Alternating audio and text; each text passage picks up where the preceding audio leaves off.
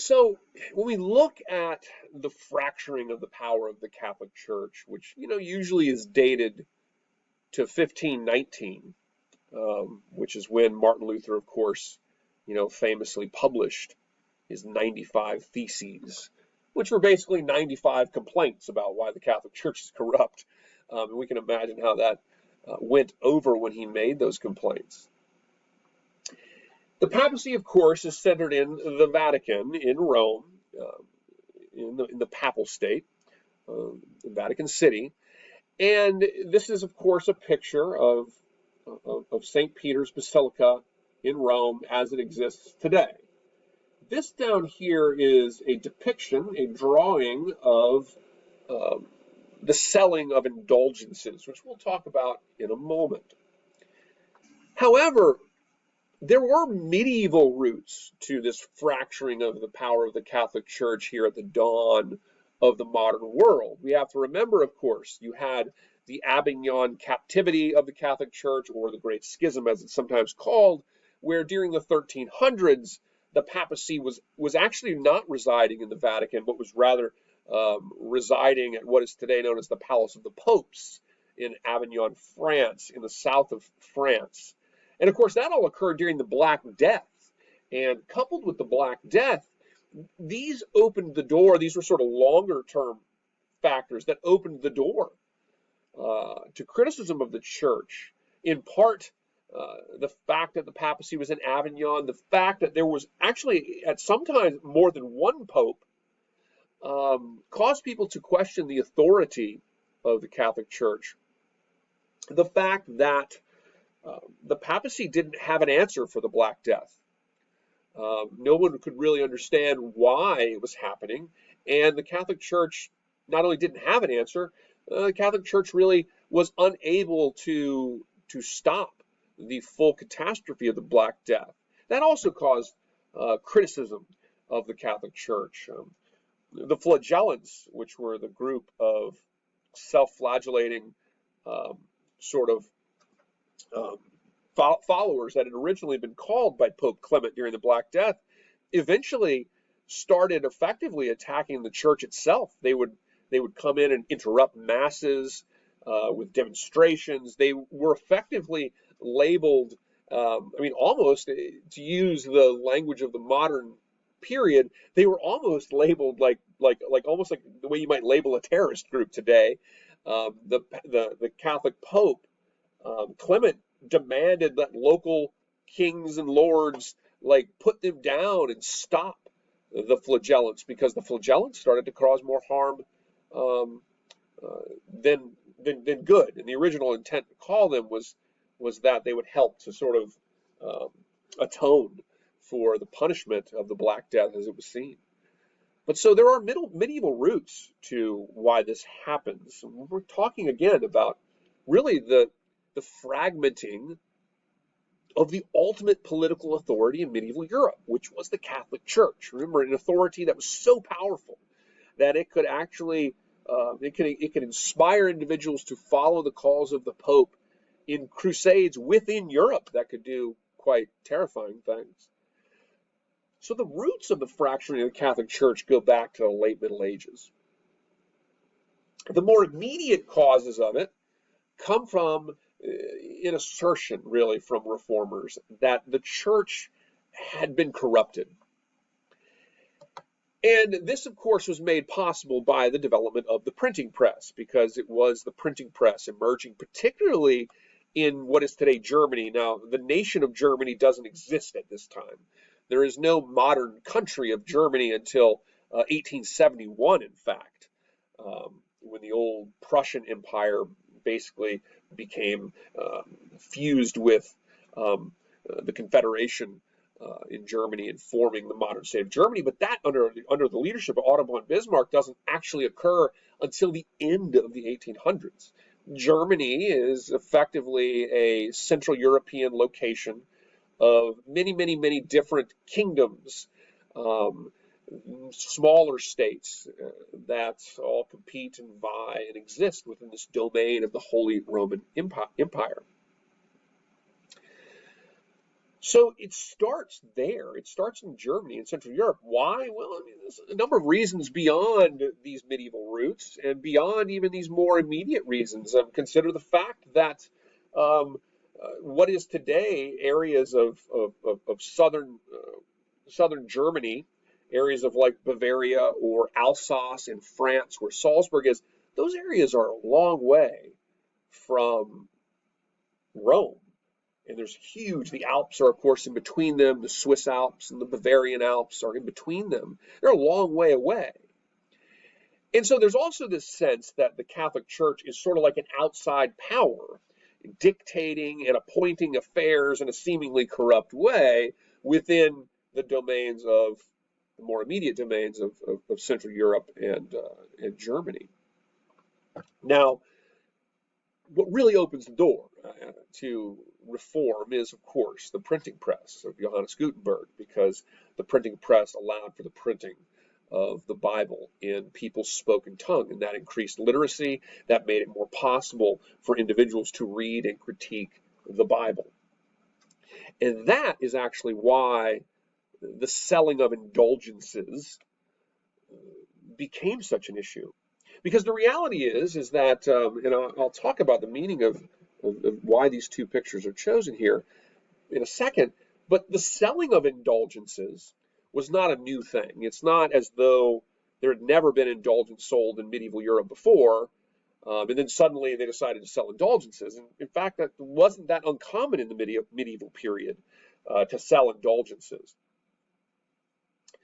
But there wasn't widespread printing of the Bible during the Middle Ages either, let alone in people's vernacular. And so it wasn't as easy for individuals to critique what was in the Bible and then match it up with the actions of the Catholic Church. But really what the selling of indulgence was basically a form of taxation. And the Catholic Church used it as a way to raise money to build things, to pay for things, basically.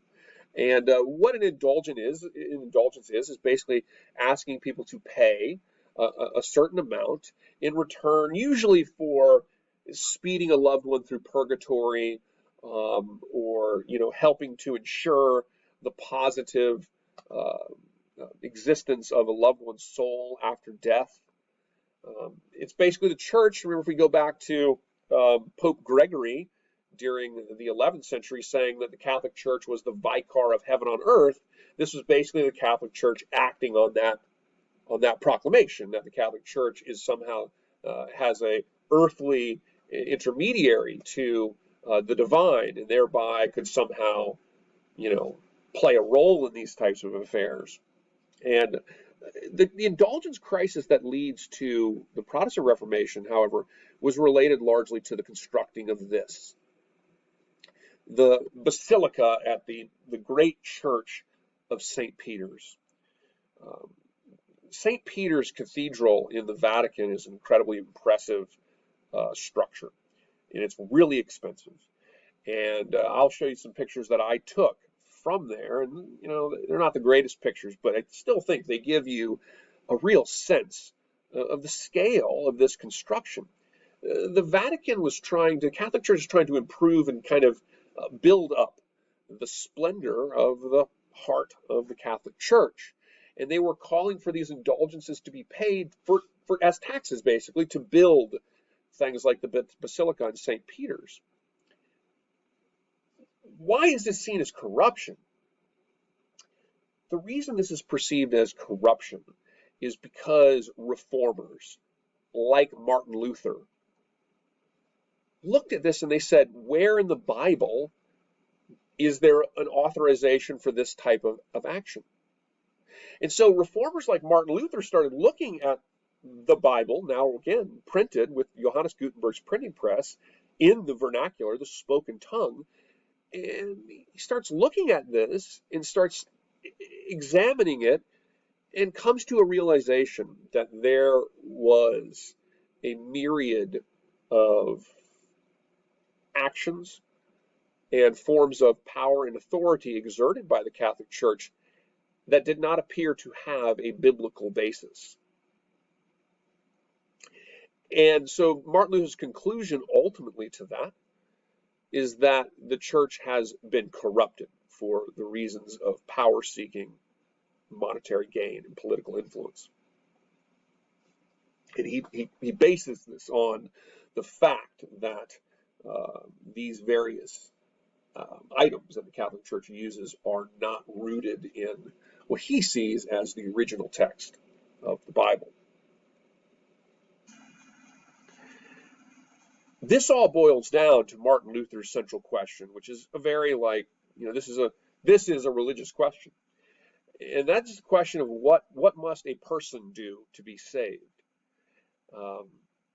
According to the Catholic Church, well, what you must do to be saved in some cases might be paying indulgence might help.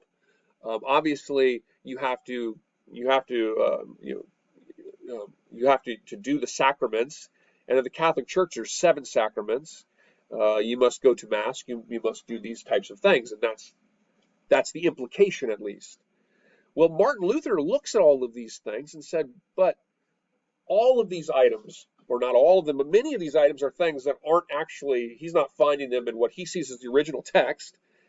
And he comes to the conclusion that, since the church is basically a man-made entity representing Christianity, and since it doesn't actually have an authority to speed a person through purgatory or something like this, Martin Luther then poses that question: what must a person do if all these things from the Catholic Church are somehow corrupt?